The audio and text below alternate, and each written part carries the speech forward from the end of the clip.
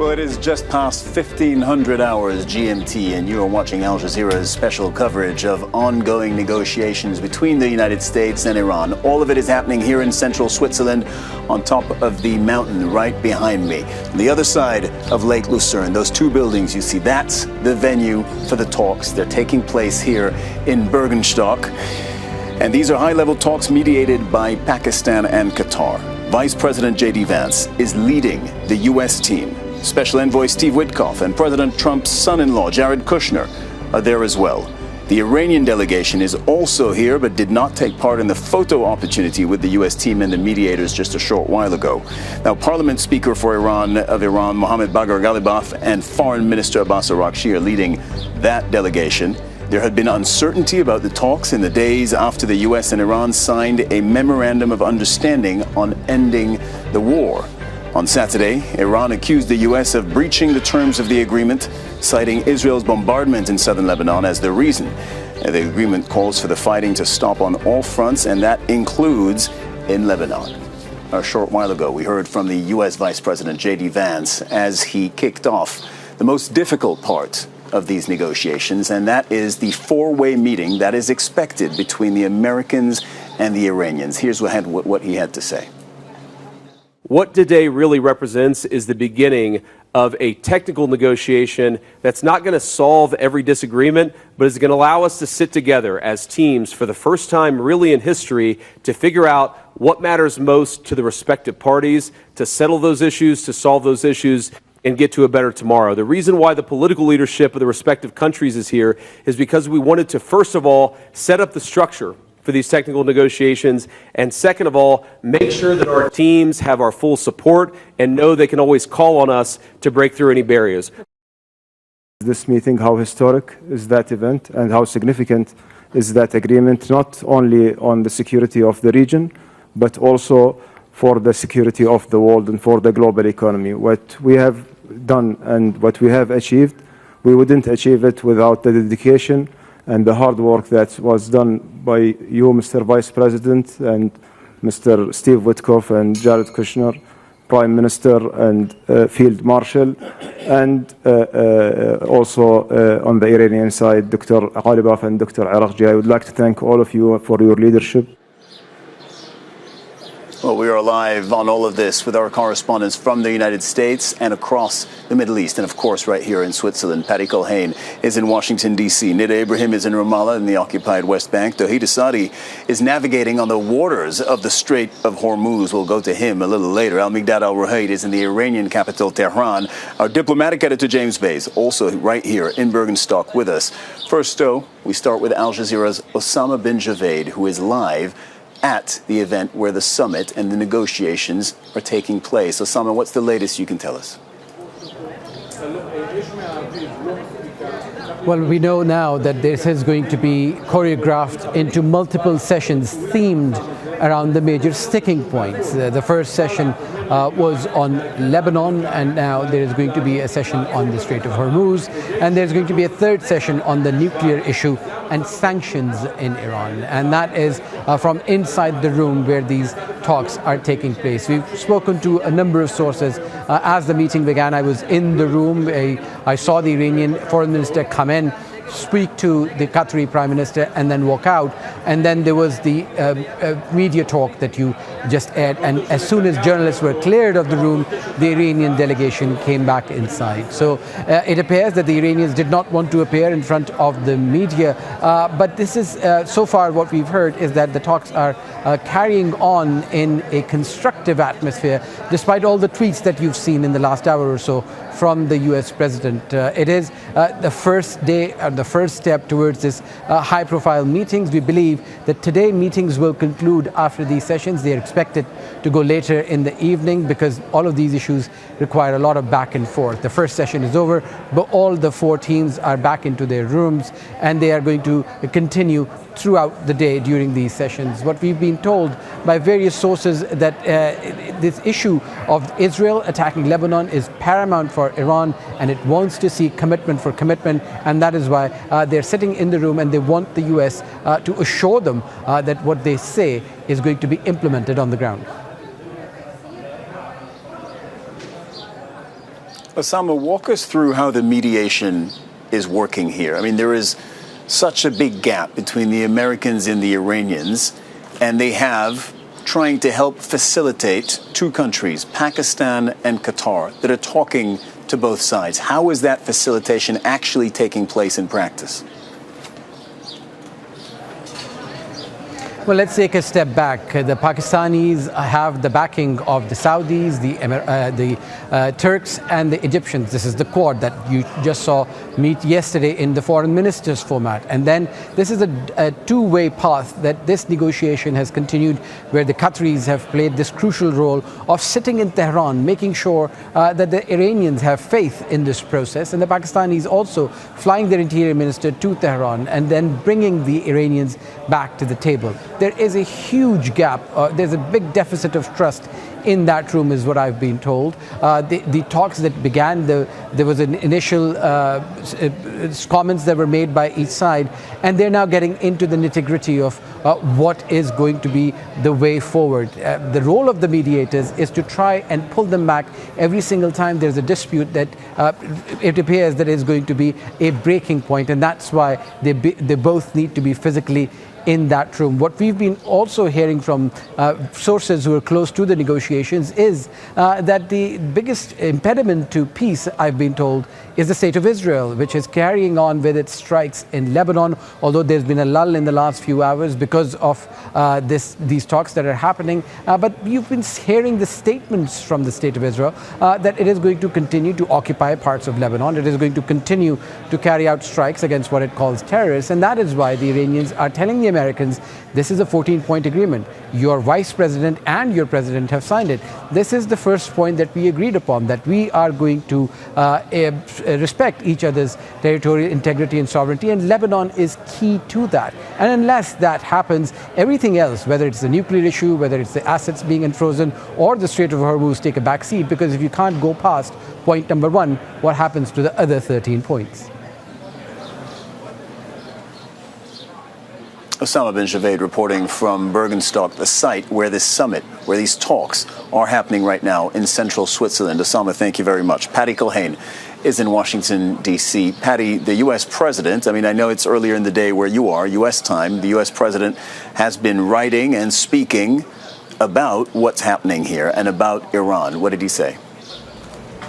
He has, and it's a complete juxtaposition from what we heard from his vice president, JD Vance, when he was speaking before the cameras. And really unprecedented, talking about remaking the Middle East. It was conciliatory, it was hopeful, but then we get this post on social media from Donald Trump, and he wrote, Iran must immediately stop their highly paid proxies in Lebanon from causing trouble. If they don't, we'll hit Iran very hard again, just like we did last week, only harder.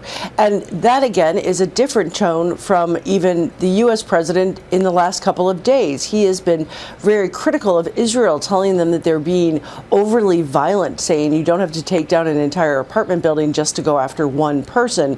So the president sending the message that Iran is to blame, where the vice president had exactly the opposite. So definitely different messages coming from the two most powerful people in the Trump administration. And Patty, so that's the president who's in the U.S., of course. He's not here in Switzerland. He's not taking, well, he might be taking an active part in the negotiation remotely. We've seen that happen in the past, but he's not physically present here. His vice president is leading the U.S. delegation here. What can you tell us about the U.S. delegation here, what they want? Well, we heard from the vice president, who is obviously in the lead, along with Jared Kushner, the president's son-in-law and envoy, and Steve Witkoff, his special envoy. We're not clear exactly what the backbenches, the technical teams. Obviously, when you're talking about nuclear weapons, nuclear enrichment, you need scientists. So we haven't gotten any sense or any readout from the Trump administration as to who else is there. But obviously, the three that I just mentioned taking the lead role. And we heard from the vice president even before he got on the plane, saying that the biggest issues that he wanted to focus on is Lebanon, which obviously is the #1 issue for the Iranians, and also the nuclear talks. And that is where there's been a bit of confusion in the United States. JD Vance has been going to pretty much all the media outlets trying to sell this deal, and he keeps telling people that the U.S. is going to get the enriched uranium from Iran, but the agreement calls for them to dilute it inside Iran with the supervision of the IAEA. So when he says he wants to tackle the nuclear issue, it's not quite clear if what he's telling the media is what he's going to try and get, or what's in the agreement is what they're going to focus on. Patty Culhane reporting live from Washington, D.C. Thank you very much. Al-Miqdad Al-Ruhaid is with us.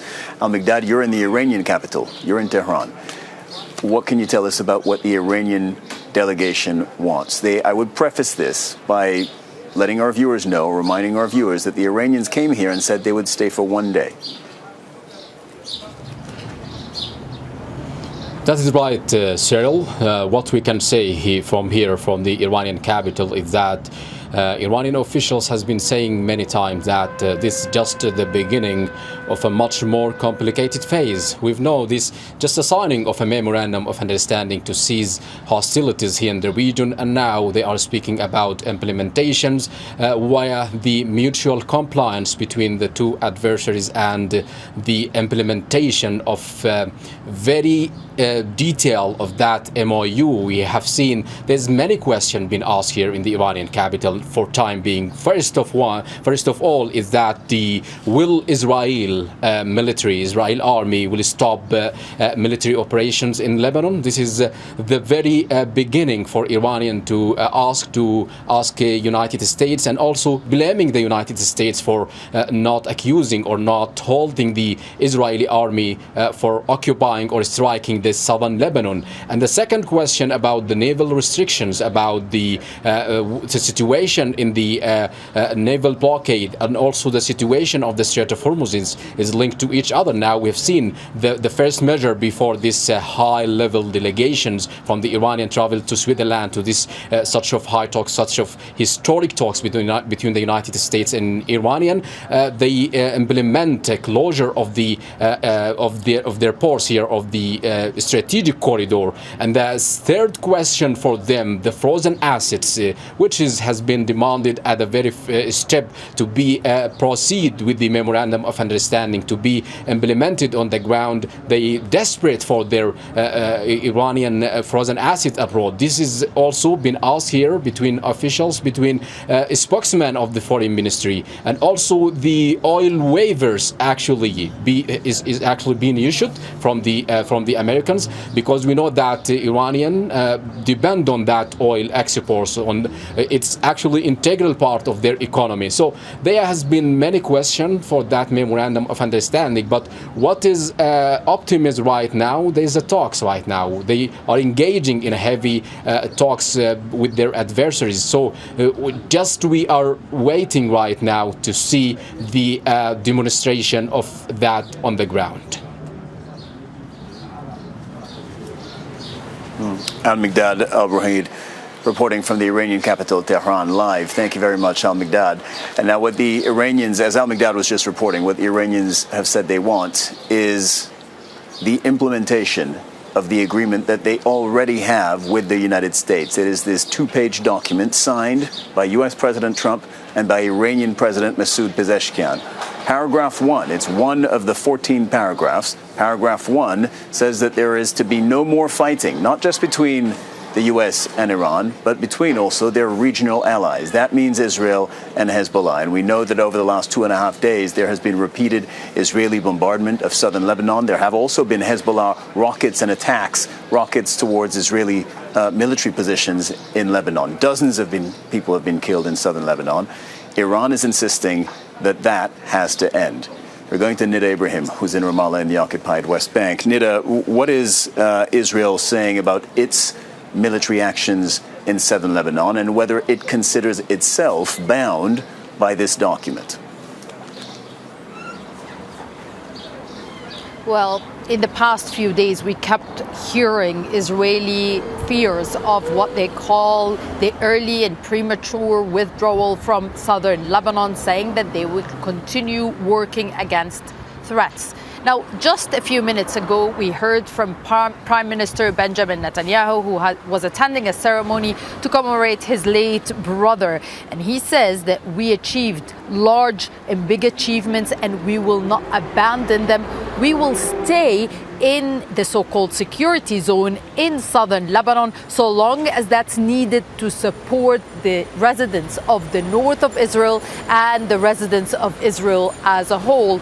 Note, he did not precisely talk about attacking Hezbollah, but mainly referring to the withdrawal, rather no withdrawal from southern Lebanon.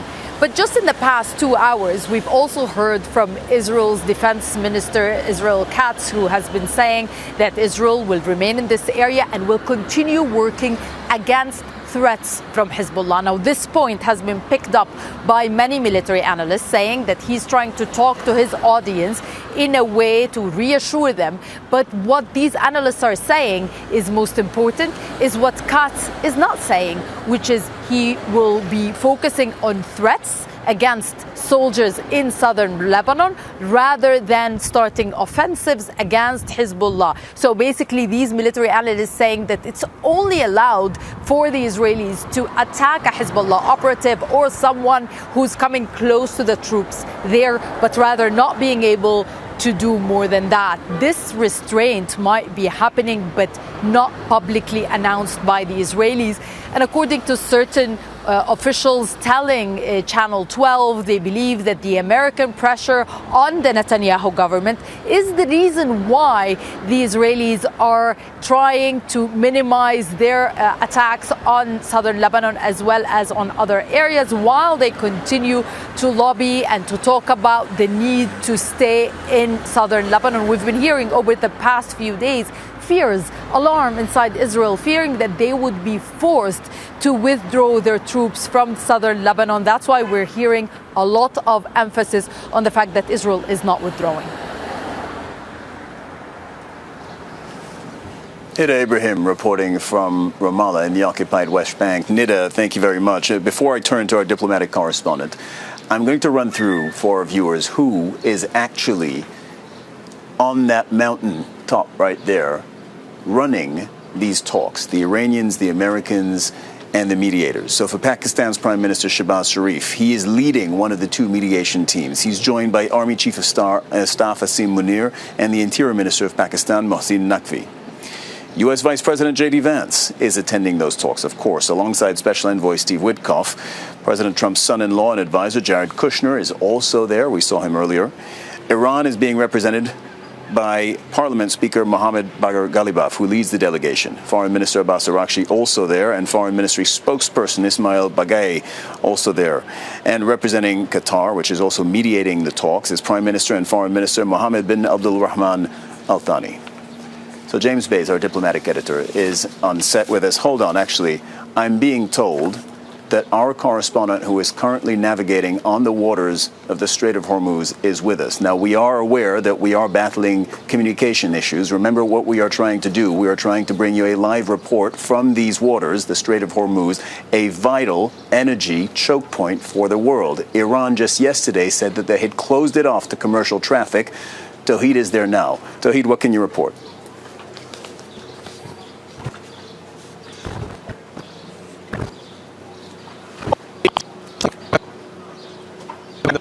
All right, we'll continue battling through these communications issues as and when we can to bring you that live reporting from Hormuz. So, James Bates, back to you. I was just going through the list of who's actually in the room. It's only a dozen people or so. Osama bin Javed was saying, I think 14 people tasked with trying to get this thing done, trying to get these two warring sides, the U.S. and Iran, not just to talk, but to actually meaningfully agree to something. That's a good thing. It's a good thing to have a small group, people who are empowered to to move their positions, because if people don't move their positions in the negotiation, then you are never, if people have opposing views, going to get anywhere. That is good. I don't think that they're trying to solve all of that much today. Certainly from the Iranian side, they've come to see that the memorandum of understanding that has been agreed is actually put back on track, notably the bit about Lebanon and the bombardment of southern Lebanon. For the Iranian side, yes, they've got a list, and we can talk about the other stuff on the list, but the number one that will keep this on track is that the bombs are going to stop falling in southern Lebanon. Then I think Iran may say, yes, Strait of Hormuz, that, as is supposed to be in the agreement, Strait of Hormuz can be open normally, which, as you've heard, is the bit that JD Vance says is the big achievement. That's the bit he's trying to sell, because that's the bit that's important to ordinary Americans, and there's midterm elections coming up soon in the United States.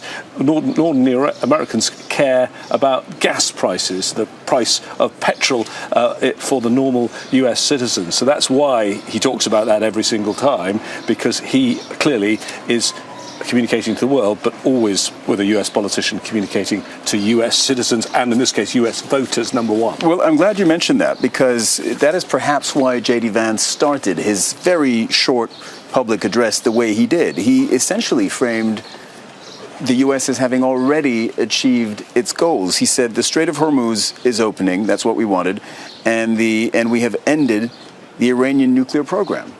And I have to admit, I listened to that, and I kind of thought, I was wondering whether I was listening to today's speech or not, because the Strait of Hormuz, as we know, the Iranians have said they're closing it, and Iran's nuclear program, that hasn't been agreed upon yet. That is the main issue before the war. Clearly, the Strait of Hormuz issue is a result of the war. But yeah, no, that has not been sorted at all.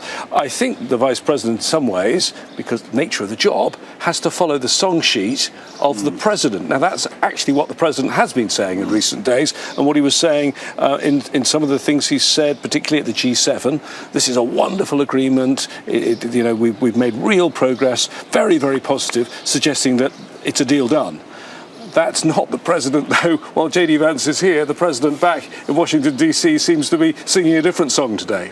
JD Vance says we have to kick out the press now, right? Media out of the room, because we have to, quote, start the hard work. Once before, he and his Iranian opposite number, the Speaker of Parliament, Mr. Ghalibaf, went at this, and it lasted 21 hours. Do we have any idea what's about to happen now? No, we know that they say they'll do it in a day, but 21 hours is part of a day if you're going to go for 24 hours. So no, we don't really know what's going to happen. There is an agenda, but they have different priorities on the agenda. So we need to see, what is achieved. And at the moment, we have no visibility at all, because the pictures you saw were all just before the talks started. The talks now are underway, and there are no pictures of that whatsoever. We're kept well out of it. Al Jazeera's diplomatic editor, James Bays, thank you very much.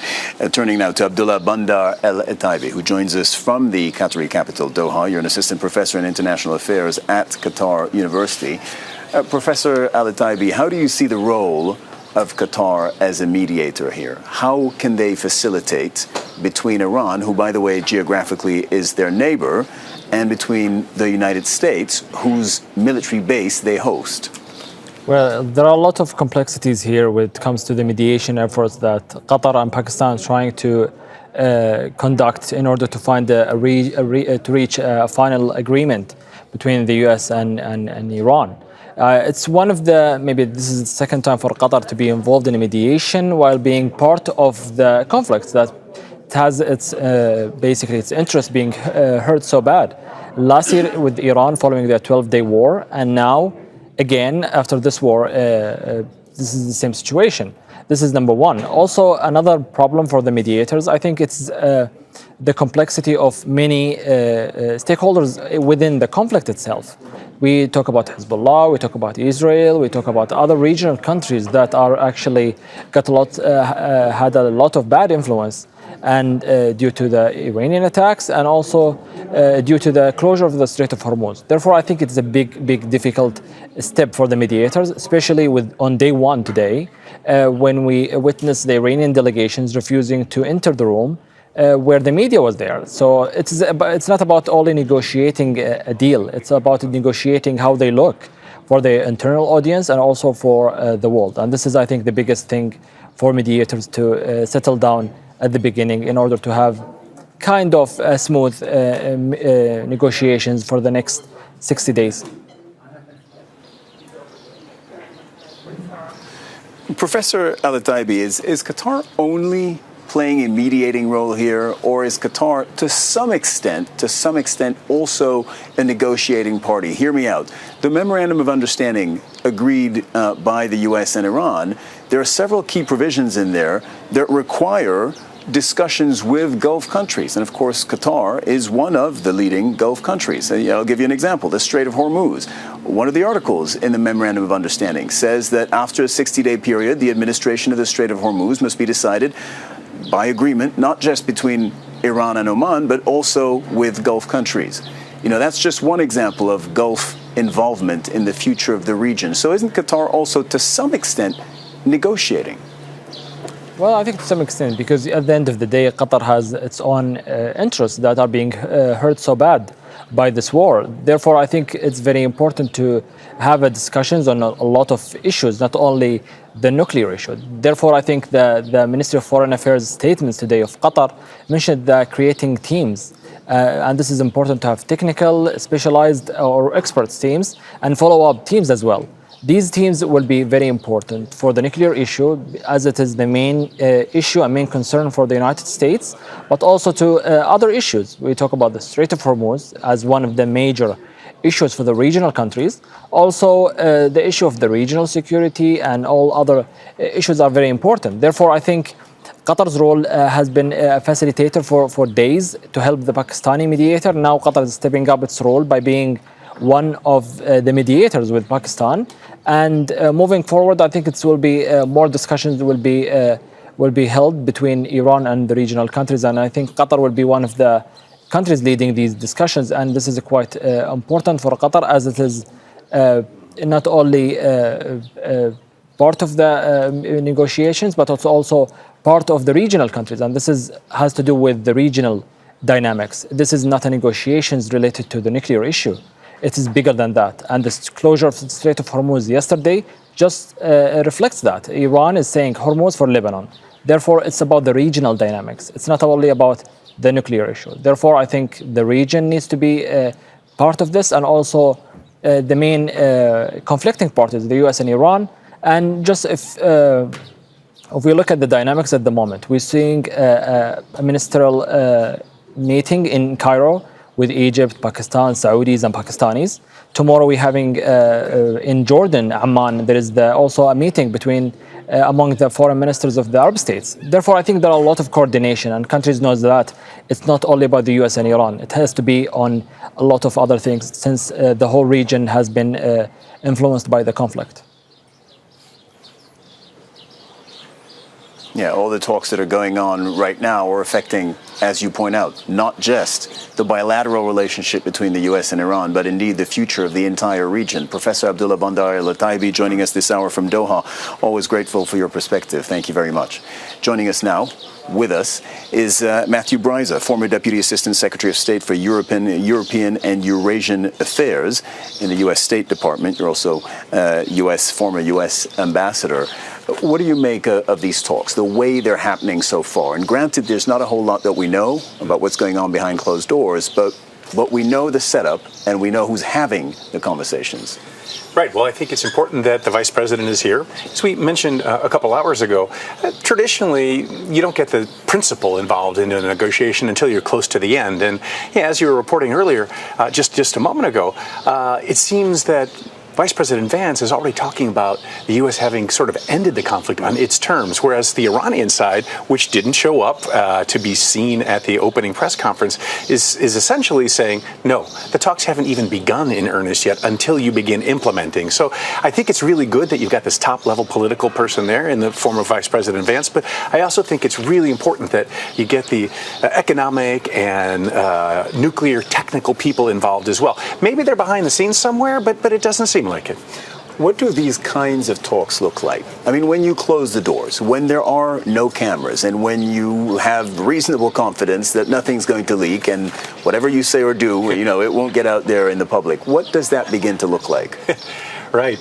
In my experience, sometimes if you know the sides well, there can be some humor, and if you know what each side's negotiating position is, sometimes someone will make a joke, and then you'll be able to break the ice. This doesn't seem to be that sort of a situation, especially given what Supreme Leader Khamenei apparently has warned President Pezeshkian about, that the responsibility is now yours. I didn't want to do these talks. It's up to you. Good luck. The quote, I think, is that the Supreme Leader was convinced by the President and others that these talks could be to the benefit of Iranians and Iran. Yes, exactly right. That's the quote. And so I think that's why we've seen sort of a standoffish approach in terms of the public statements by the Iranian side. They're here. It's all about business for them, right? They have got to deliver for the Iranian people. Whereas Vice President Vance is saying, well, we've already delivered for the American people. It's over. Now let's move on to reshaping the Middle East without focusing on the deliverables that the Iranian side needs to live up to what the Supreme Leader has said has to happen. So Donald Trump likes to say, and he's repeated this many times, that the U.S. has assassinated the first layer of leadership in Iran, military, political, defense, across sectors of the Iranian establishment, and then the second layer, and then that they're now dealing with what he calls the third set of Iran's leaders. For all we know, the people who are there in that room, including Iran's parliament speaker, Mohammad Bagher Ghalibaf, could have been at one point or another targeted for assassination by the U.S. They could have been on a list, who knows? Surely, that does not help talks if one side thinks maybe you just tried to kill me. Yeah, and you killed my colleagues, maybe my equals, maybe my bosses. That's true. Also, in the fact that those attacks by the United States happened twice now while negotiations were underway. So there is no trust. But that's the whole thing about negotiating these sorts of diplomatic agreements. You don't need trust, right? You need to find an intersection of interests, and then the agreement becomes like a bandage on a wound, even though the wound is still there. Ambassador Matthew Bryza, thank you very much for joining us on the Al Jazeera News Hour. And with that, we are continuing to cover everything that is happening out of that summit. The principal leaders of the U.S. delegation, the Iranian delegation, and the mediators have been talking on a bilateral level, and as we understand it, soon a four-way meeting, and that really is the meaty part of this negotiation. As soon as we find out more about that, we will be letting you know. We are monitoring all developments out of central Switzerland, where those talks are underway at the Burgenstock mountaintop resort.